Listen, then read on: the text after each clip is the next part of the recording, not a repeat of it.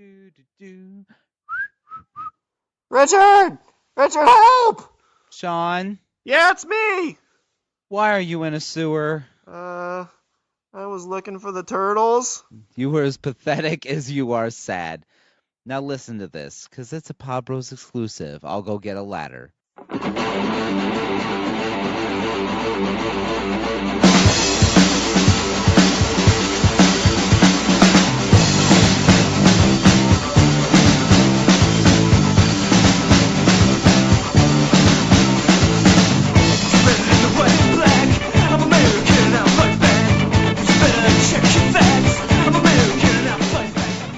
Hello everyone, welcome back to another episode of the Guy Huddle. I know it's been a few weeks here, but I'm back. I swear we're here, we're not gone, we're not away. And with me today, I have a very special guest host, someone from Blokebusters. Paul, how's it going? Not too bad, and how's it for you, sir? Oh, good. I just want to take the time to say thank you for coming on and actually sitting down and talking with me. That's fine, anytime, really. Yeah, so today we're going to, talk about your guys' podcast, what it means to podcast, and then we'll talk about some current events in this situation. The Super Bowl happened, but we're not going to so much talk about American football. We're going to talk more on the lines of the commercials. You know, the things that everyone really likes to listen to and watch. Yeah. Yes, me being English, the actual American football side of it, not the biggest draw for me. I could imagine. Though the Lions did play in the UK this past year. Did you hear anything about that at all? No. Yeah, I'm not the biggest sports fan, to be perfectly honest. I follow ice hockey, but that's about it. Oh, nice. NHL? Yeah, it's Columbus Blue Jackets. It's a Oh, local okay, team, so that's what I go for. Yeah, awesome, man. Good to hear. Fellow hockey fan. Yeah. So, let's get into it. I know you guys I know you and Brian from Blokebusters. Mm-hmm. Do you want to tell us a little bit more about your podcast, what it's all about? Sure. Well, it's, as you say, it's me and Brian. I'm obviously from across the pond, as people say, from the land of England, where the language comes from, and and Brian is a native of America. Can't remember exactly where his family's from, but he's been living in Ohio for a while. And we worked together for a little while and figured out that we liked film so much that hey, we may as well start recording something where we just talk about it and see if people want to listen to it. So we tend to take either a film that is in the cinemas, normally we'll wait a week or two and then record about it and then get it out before it leaves the cinema, or occasionally we have taken older films or a director in particular or an actor and talked about why we like them or what we think about their work, and we try and come at it relatively open-minded.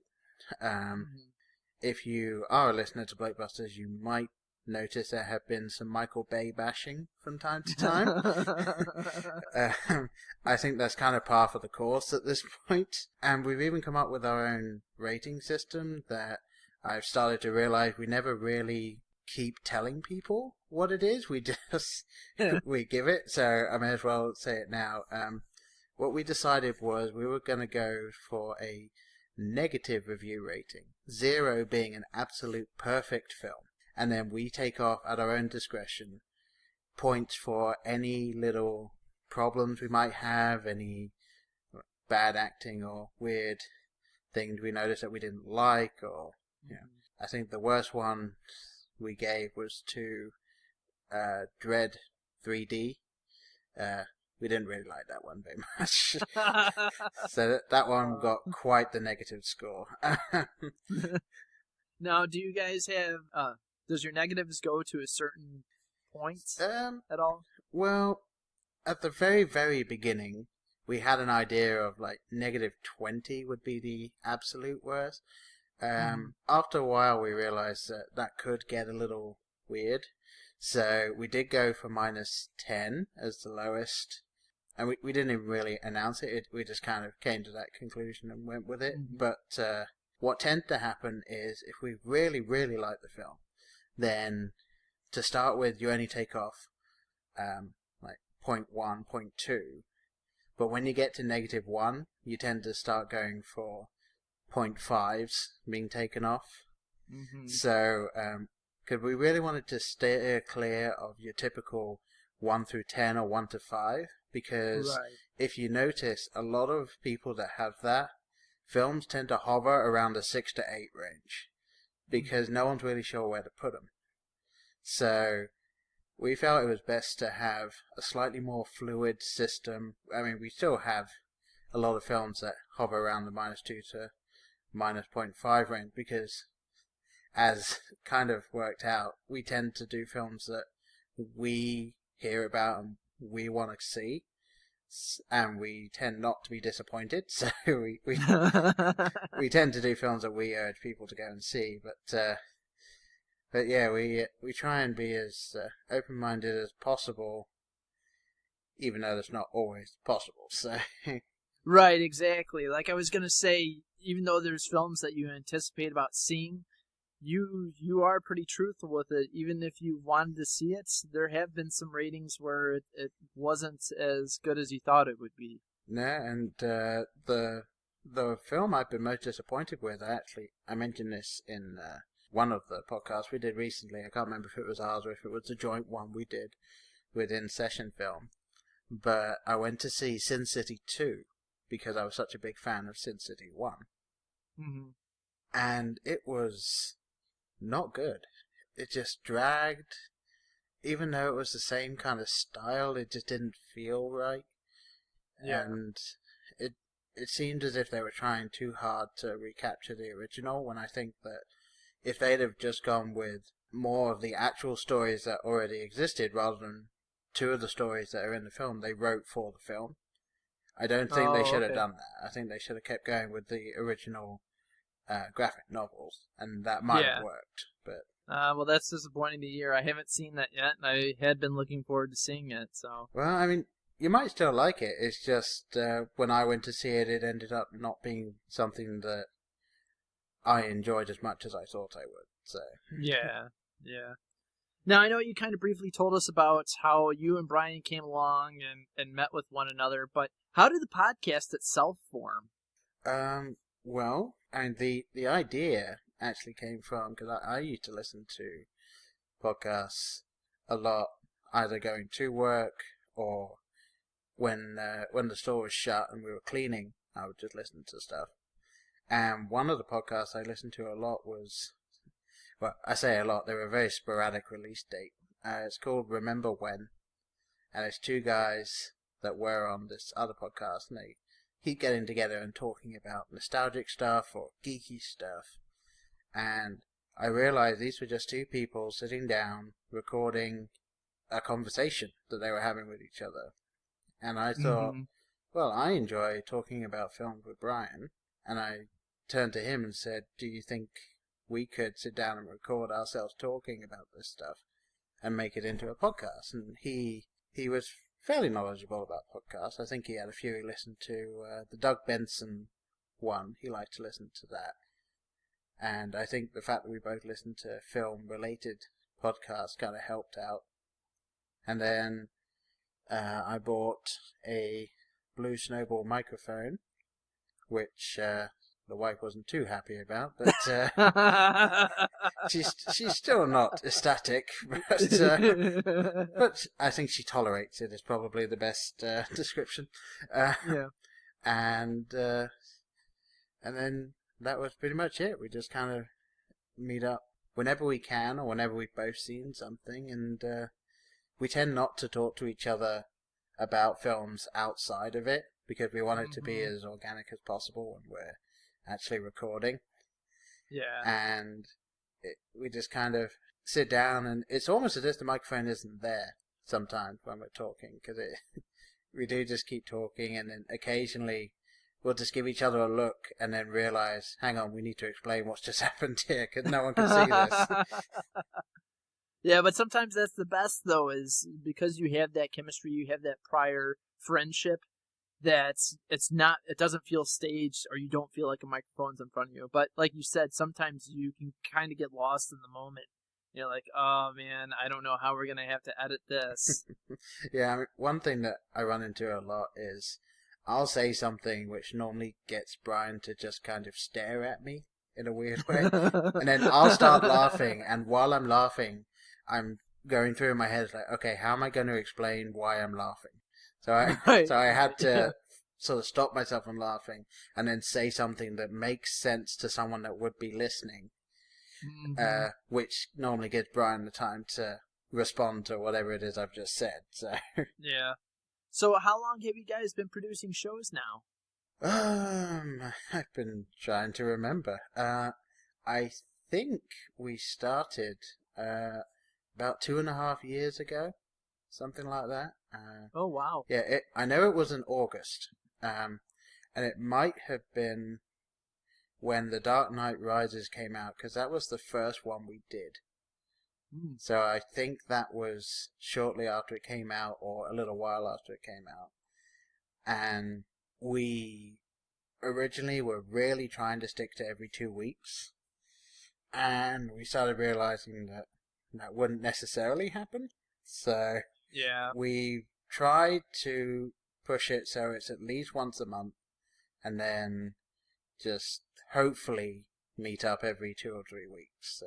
So that's been our goal, and we pretty much hit that. The only time I think we didn't was when I changed jobs, and then we were also going on holiday somewhere. So I didn't have it set up before I left. So when we got back, there was a week afterwards, and then we met up, and then we recorded. And so that one had a little bit of a gap there, but I think that's been the longest we've been without having something out. Oh, nice. You know, I'm glad that you mentioned timing, because timing is one of those things that it's really hard, especially when you have 2 different hosts, to try to find time. And the older we get, it seems like the harder it is, because, you know, you have your own job, you have family, you have your obligations that you have to take care of. So timing is really difficult. It's really tough. It's one of the things that, for those listening, the reason why Jason hasn't been on, who is my co-host with the Guy Huddle, is because we haven't been able to find time to record, you know, and life just passes us by and we can't help it. But instead, I've decided to try to go to other hosts and see if they'll come on the Guy Huddle and do what I originally wanted, and that is to have them explain their shows and to give some advice and whatnot. So far it's been pretty good, except for these past few weeks. You know, things have fallen a little bit because people can't record, even when you try to get other show hosts to come on. So, well, yeah, timing sucks. And even when we were due to record last week, and it turned out conflicting schedules, I believe. That's pretty right, exactly, yeah. So, I mean, it happens. You know, it is what it is. But I'm glad that we're here and we're able to do this. Yeah. So. Now, where do you see yourselves going in the future? Is there anything else that you would want to explore? Do you think you'll just stay in just the podcast medium? Well, I don't think we have any real end game for this. What this started as was just us having fun and putting it out there and seeing what other people thought. And what it's kind of turned into, especially recently, is us having the opportunity at times to talk to people we wouldn't have been able to otherwise. We managed to interview a director by the name of Adam Rifkin, who he is the guy that actually wrote the film Mouse Hunt, and he was also one of the guys that was the writer on Small Soldiers. Oh, cool. And he also directed a couple of films. He's currently doing something with Penn Jillette, which is a really cool idea, and if you want to hear more about it, then do go and listen to our episode on that. And it was something that, if we weren't doing a podcast, that never would have happened. And I also got to talked to myself, the director of a film called Beach Pillows. Great guy. I really enjoyed the film. It was good fun talking to them. And then we're doing joint crossovers with other people as well, which has been a lot of fun. And I think that what will probably happen is we'll keep doing this sort of stuff until we either can't anymore or until another opportunity crops up that gives us the chance to try something we haven't done yet. And I don't know what we'll be able to do because we ourselves are operating on a fairly small budget. I and my wife, I know that's bad English, but whatever. We don't have a huge amount of spare money lying around, so I'm basically paying the $10 a month for the server to keep the podcast going. And Right. And then Brian has just started a new job, and he's currently working on building up his savings. So right now we're just kind of running with what we got. But who knows, in a year or so, maybe something will turn up and we can actually spend a bit more money enhancing what we already do. But for now, I think just keep going the way we're going and see what comes up. Nice, man. Nice. That's great. You guys have been doing a great job, and I'm glad that you had gotten into contact with me, and we've talked about the show being on the network, and now it is a part of the network, and it's something that I've always wanted to be a part of PodBros. So I was very glad to see that you were so willing and so open arms to come on. So.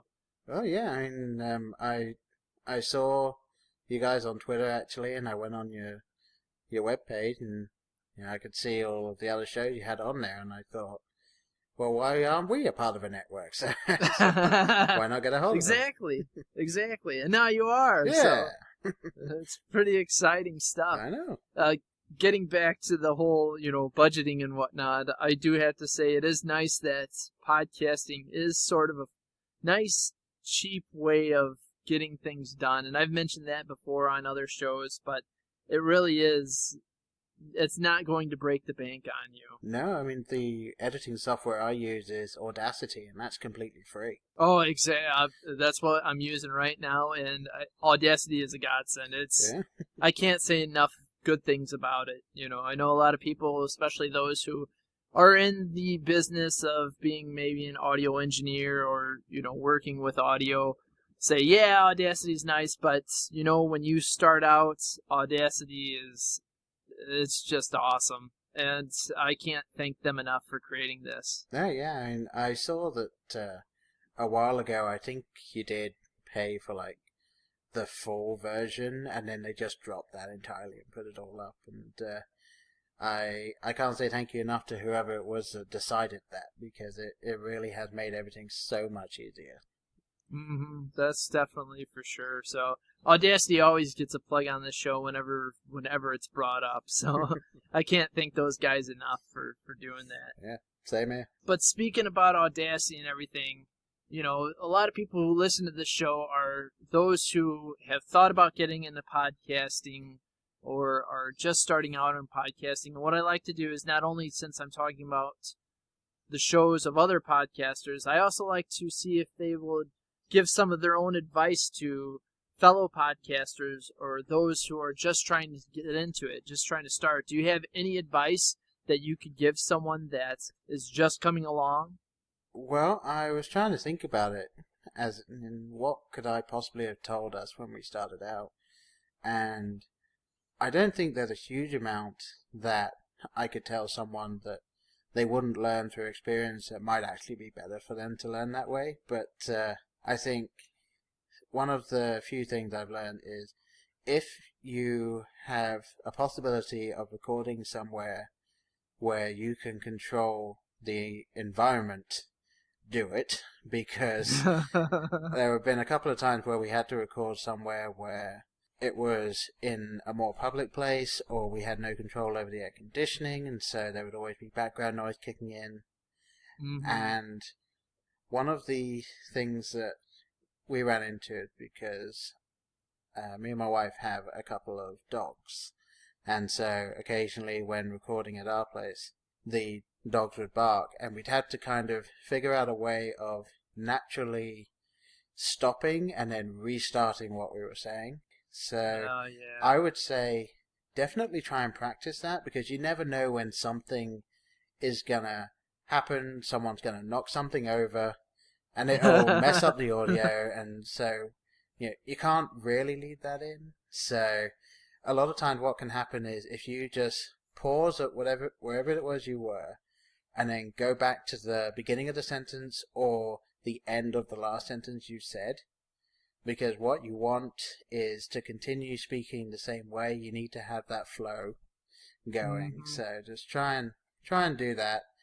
If you ever need to stop, that way when you're editing it will feel more fluid and be easier to cut together.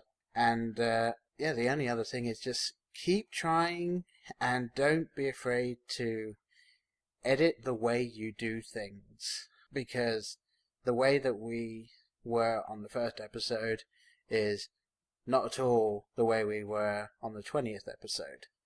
Because we started out giving the entire synopsis of the film and nitpicking as we went. And we reached a point where we realized not everyone wants that. And it's best to talk about the film, how we felt about it, and then just give the nitpicks. Because then if someone were to go and see the film, even if we spoiled the end of the film, we haven't told them the whole film. So they can go and see it. Or if they've already seen it, they don't want to hear us rehashing it. So so it was kind of a happy medium of how much of the film do we talk about versus how much do we just have a discussion about the key points. So that was what we kind of naturally grew into. And don't ever judge yourself on your first couple of episodes. Just keep going until you have a few and you're starting to feel comfortable. It just might take a while to get to that point. Great advice, Paul. Great advice. I definitely hear you there, and it is something I think every podcaster has to experience for themselves, because really, the start of your show, you will have an idea, but it will totally transform by the time you get into episode 10 or whatnot. One of the other podcasts that I do, and the first one that I started on, is with my buddies Tom and Joe for Pencil and Ink Reviews, and what it is now compared to what it was in the beginning, it's almost like it's two different shows. It was that, it's a comic book reviewing podcast. And like you said with the movie reviews, at first we were kind of getting very into it, and it was like, people don't want to sit here and listen. We realize that our show is going to be geared towards people that don't really read the books, but are fans of the movie universe, or fans of the characters themselves, but aren't too sure what's happening now. Yeah. But even then, we didn't want to bore them with that. You sit there and you're like, on page 1 this happens, and page 2 this happens. But no, you're totally correct, and all the advice that you gave. I mean, sure, you got to learn, and don't be too down on yourself when you don't really like the first couple episodes of your podcast. Out of everyone that I've talked to, whenever they mention about podcasting, the first thing that they say to me is, listen to some of our newer episodes rather than our older stuff. So, it seems like that's the way it goes with a lot of people. Well, I find it nice sometimes to go from the beginning and then go through, because then you follow from their origins and you get to see the progression. Kind of like if I were to draw a parallel to something else, The Simpsons. The first season, Homer sounds like Walter Matthau. And then you see the voice change to the next season, and it changes again. And you get to see them find their feet, as it were. So it can be fun. The only thing is, if you come across a podcast with 200 episodes, you might not have the time for that. So yeah, that's true too. I'm in the same boat with you. I'm not one to judge anyone from episode 50 to episode 1.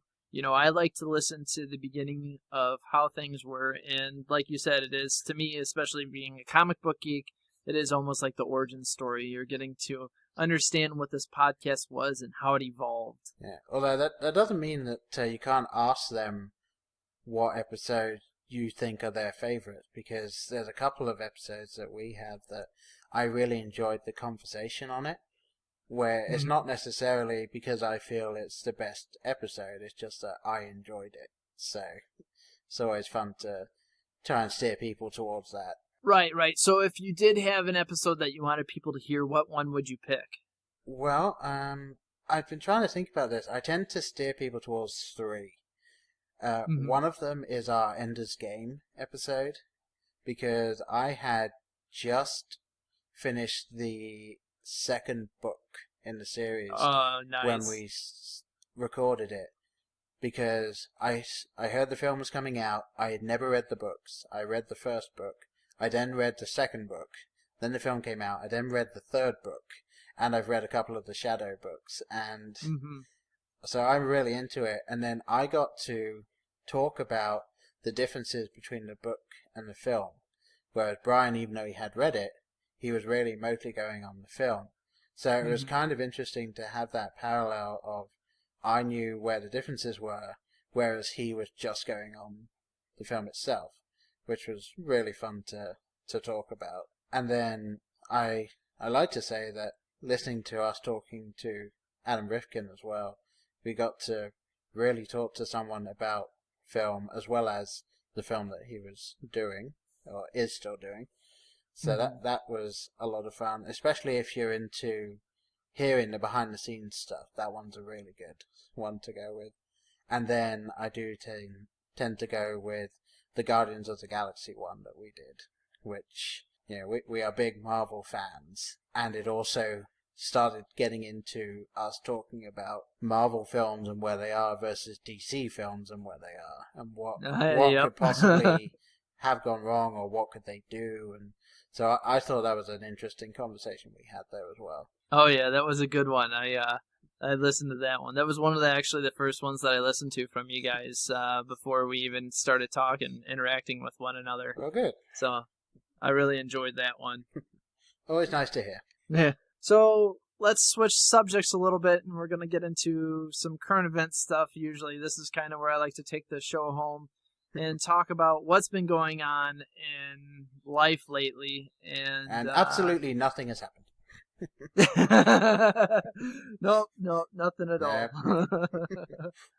We did find out today that the Super Bowl, this past Super Bowl 49, was actually the most viewed television show in American history. What a shock.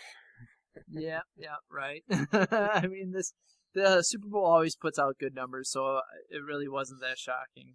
Yeah, it's the most hyped television show, I think. Like, oh, yes. You've got the big football fans, and now that it's become a mecca for big advertisements for some reason, you've got all the people that watch those. So Right, exactly. And this year, honestly, is like the dubbed year of the most depressing commercials of the Super Bowl. I don't know why. I mean, a laugh a minute, I thought.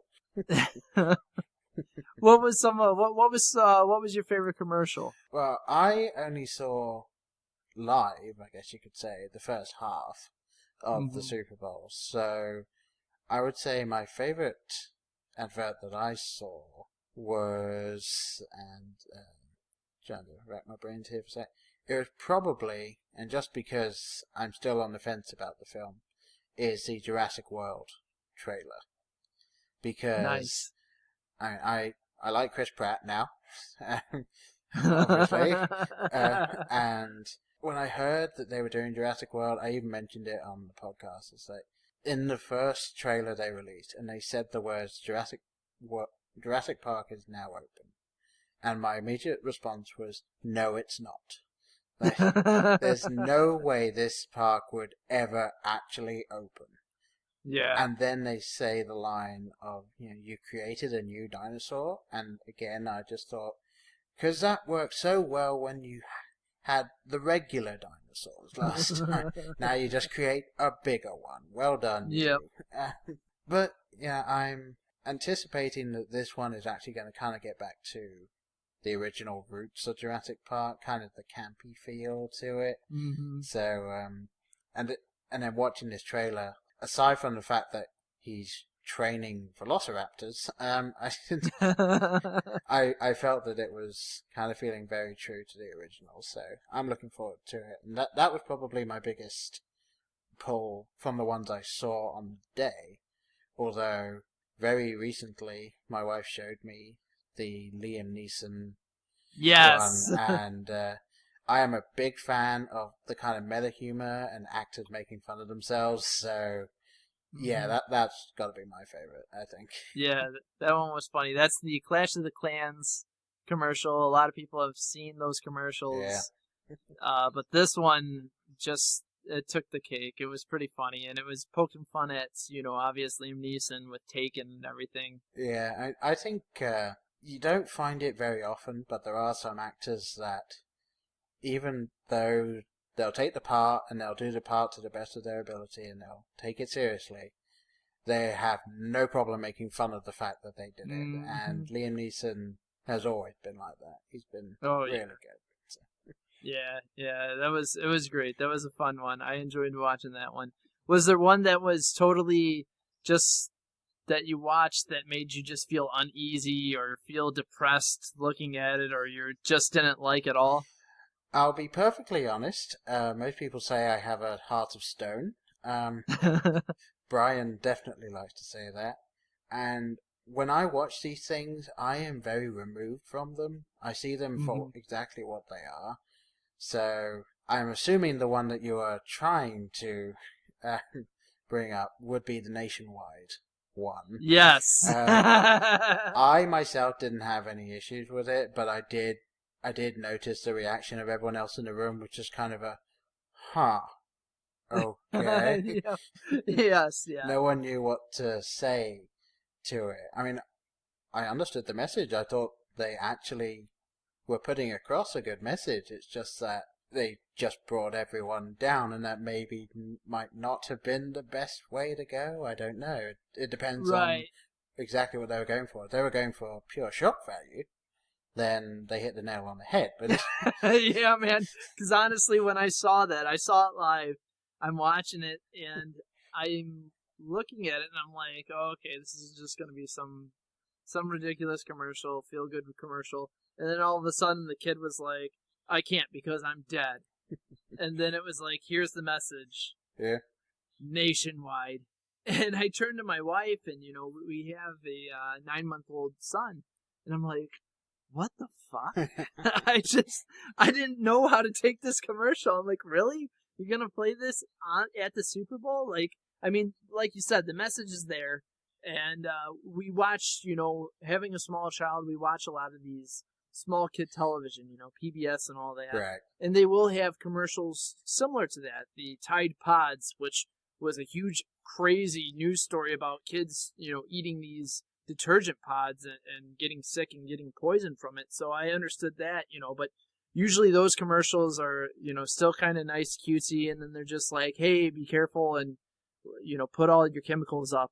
This one just kind of hit you. It was like it hit you in the gut, and you're like, I'm not expecting this. I'm expecting, the Budweiser commercials or the Happy Feeling McDonald's commercials.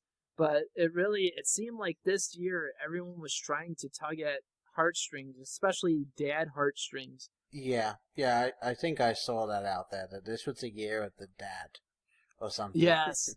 Yeah, for sure, because, I mean, you had the Dove's Men Care ad, and I've seen that before. They did a huge online thing with it, probably about 6 months ago. And then I think it was Nissan had another one, I want to say.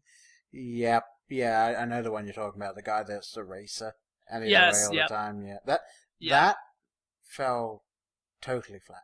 Like, what the entire message was clearly something about the guy was away from home, but at the end he was clearly going to actually really be showing that he cared, and in the end it was like, no, it's about the car he picked the kid up with. Okay. Yeah. And then I think Toyota had a very similar one, the dad dropping off the daughter to go into the military, one of the branches of the military too. Yeah, I mean, I figured that one would be a car one because you kept seeing the car in there, but it's a bit odd, I think, that some of these adverts go with really long stories behind their thing. Yes. The one that I thought was not necessarily the weirdest, but the weirdest takeaway from it was the one set in, I don't know, Spain or something, where there's the old guy that has the one last pill of Viagra, which he drops out of the window. It goes into a car's petrol tank and then turns into a new car. And what you're supposed to take away from it is this car's better than the old version. And what I took away from it was this is the Viagra car. Like, I'm not sure you're putting out the message you necessarily want to. Right, yeah.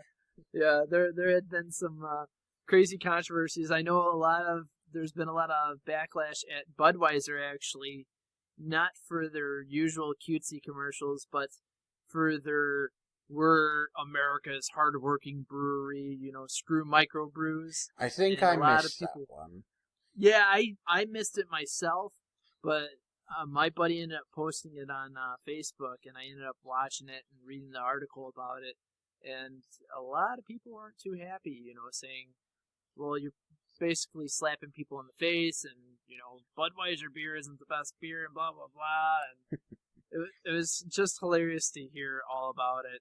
I was like, oh, okay. Well, the funniest thing about that is, obviously, in America, the idea is that Budweiser is kind of, it isn't, what is it, the king of beers or something along those lines. Yep. You go anywhere outside of America, and Budweiser is by far the most watered-down beer available.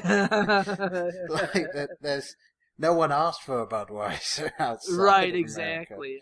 Honestly. And I mean, really, I can't tell you the last time I've asked for a Budweiser. Well, I mean, I'm not a beer drinker myself. Growing up, I found it really difficult to find an alcoholic drink that I enjoyed. I ended up liking cider in the end. Yeah. So I tend to go for a Red's Apple Ale normally if I'm going for the alcoholic beverage. But oh, nice. Have you tried Woodchuck at all? I think I have. Are they generally the smaller ones? Yes. Then yeah, I've had a few of those. They're not bad. yeah, not bad. They have a pretty big variety. Yeah, and it's a really weird thing. I like dry cider, and trying to find dry cider in America is one of the most difficult things I've ever had to do.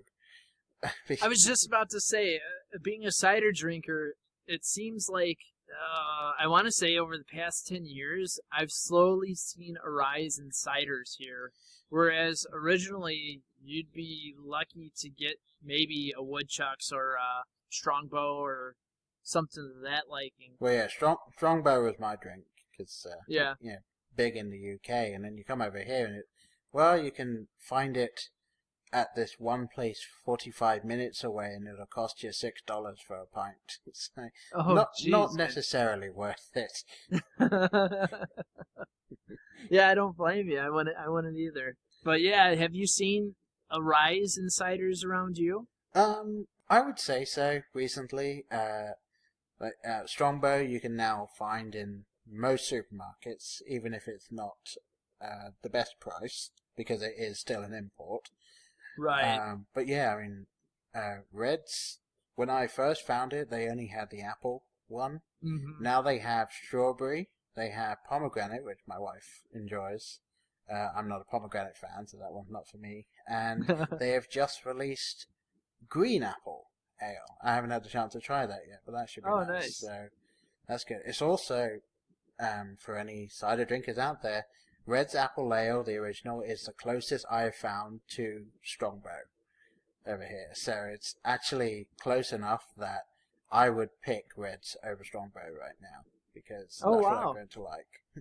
You heard it here first, folks. I mean, when I go back to England, it's Strongbow all the way. But over here, Red's is by far the best option. So, do you find yourself going back to England a lot, or no? Not really. Since I moved over here, I've been back to England once, and that was for Christmas vacation last Christmas, not the one just gone, but the one before. Nice. But I will be going back in April for a week, because my sister had a baby in September, so we managed. Oh, cool! Congrats. Oh, thank you. We managed to get a week off work, so we're going to be heading over there, meet the nephew, and see how everyone's doing. Awesome! That's awesome, man. Is there one thing that you say that you miss the most about the UK? that you can't really get over here in America? There's a couple of things, to be honest. The thing that I wish that would take on over here, but it's not going to, is in the UK, you go down to the shops, you pick up something, and the price that's printed on the label, you scan it, that is the price you pay. Yes. All tax is included in the price. There's no additional tax paid anywhere. Whereas over here, you had to take that price, do a mental calculation, add it to the other mental calculations you've done, and then hope you get it right. Right. So no, I totally agree with you there, man. That's a bit of a thing. I mean, it's the problem you have when you've got your overall US tax, and then you've got state tax. I don't understand why that can't be lumped in. Like, if the US tax could be a set thing, and then somehow the state's tax just becomes totally statewide, and then you just factor that into everything on the shelves in that state. But that would probably be too much work for the government, so... I don't know. I don't think it's too much work now for stores to just change their sticker price guns, but I guess it'd be asking employees too much to try to do simple math on their own. Not taking anything away from anyone, you know. Yeah. But I guess that's the only thing I can chalk it up to, you know. And unless they start thinking, oh well, you get sales involved, and then you got to ask people. You know, people are going to be asking, well, is this on sale before tax or after tax, or you know? Yeah, and then you had to tell people, well, no, the tax is on it. Like, this is the price. There's no extra tax. Yeah. No. We're set. We're good. And then the other thing that I really miss, it's kind of a it's 6 of one, half dozen of the other type thing. Because over here in America, you can get some really good Mexican food. You can get some really good, obviously, American barbecue food. Mm-hmm. Whereas in the UK, you don't really get those two things. But you do get kebabs, and what we would call kebabs. Over here, they're referred to as, it depends on how someone wants to pronounce it. There's gyros, there's gyros, there's, like, it's Gyro, and it's like the Greek... Euros even. The Greek meat inside the pita bread. Oh, yeah. But what happens in the UK is you go down to one of these shops, and they've got the big elephant's leg on a stick. And so, you know, they shave some of that off. And while they're doing that, they then put the pita bread on a grill, and they've sliced the pita bread in half, like straight through it. So they put that on the grill on one side, flip it over to the other side, open it up, put the meat inside the pita bread, and then smother it in whatever sauce you want. They put whatever things you want, and it's all in this pita bread. And then, so a large one of those would cost you, let's say, £3. And then if you want a large portion of chips, that costs you £1.50. So for £4.50, maybe £5. So, and that's the equivalent of, let's say, $7 or $8. You've got something that'll keep you full for, let's say, 5 or 6 hours, and is some of the nicest late night food you will ever find. And when I was living in England, about, let's say, 300 feet down the road was this kebab shop that every now and again, because we kept going and they knew us so well, every now and again they would just give us one of our kebabs for free. Oh, nice. So it was some of the best food, and most of them make their own chili sauce. So you got some really good, really spicy chili sauce to go on. Oh, awesome, man. Awesome. That reminds me of my time doing an internship up in Canada. Very similar situation there. And that's where we always get our euros and whatnot. And I miss that so much. I'm fortunate, though, enough that I live in a part of Michigan that we have a very big Middle Eastern population. So the one thing that I'm spoiled on is Mediterranean food. So a lot of outside of Michigan, especially friends that have moved out of state, that's one of the things that they say that they miss the most here. They're like, you don't realize how well you have it until you're gone, and you're like, hey, let's go to a nice kebab house. And then you realize that there is nothing really around. Yeah. So. Yeah, and the restaurants that we really like going to now is the Dickie's Barbecue or City Barbecue, either one of those two. Really good barbecue food. Or there's a Chili Verde, a really good Mexican place. And all of those are within 40 minutes drive of here. And then there's also a couple of smaller Mexican restaurants within 20 minutes drive of here. And so it's nice, and it's all really good food. Love it. Wouldn't get it in England. But Yeah. every couple of months or so, it's just, I just want a full-size kebab.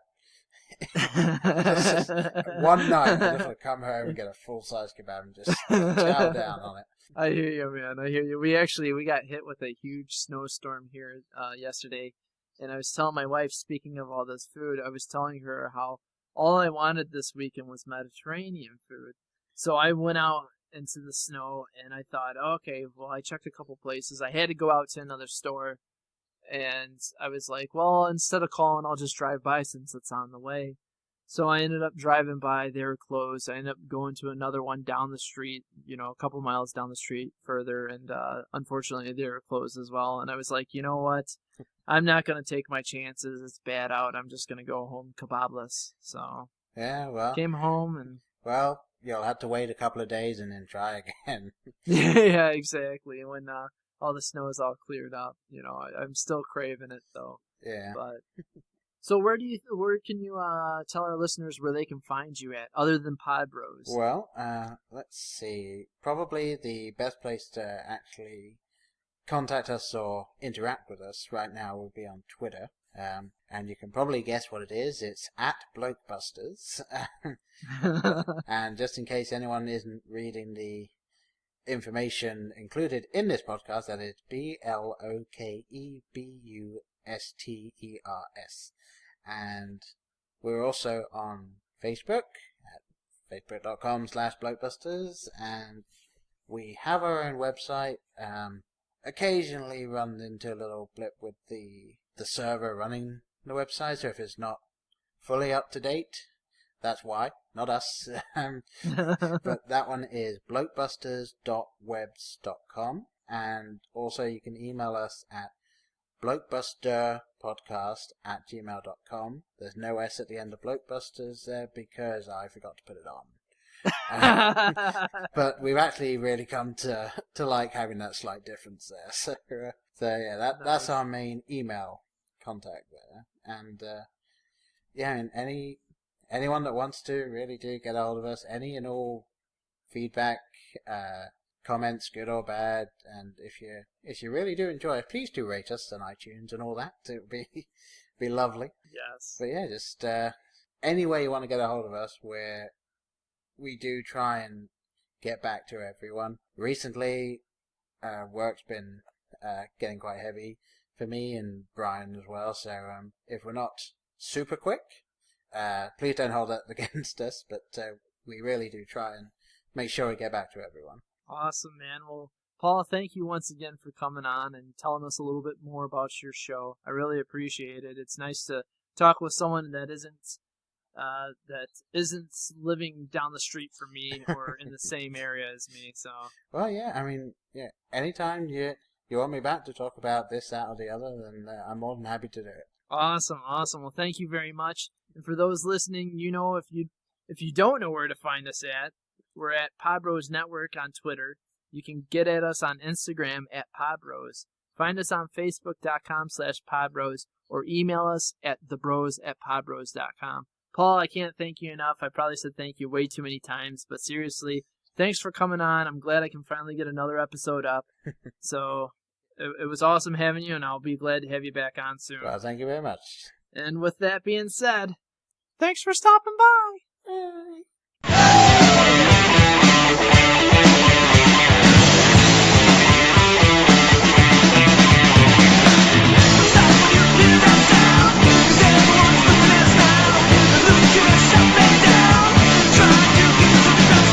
Change, we gotta fight back now. Looking for what we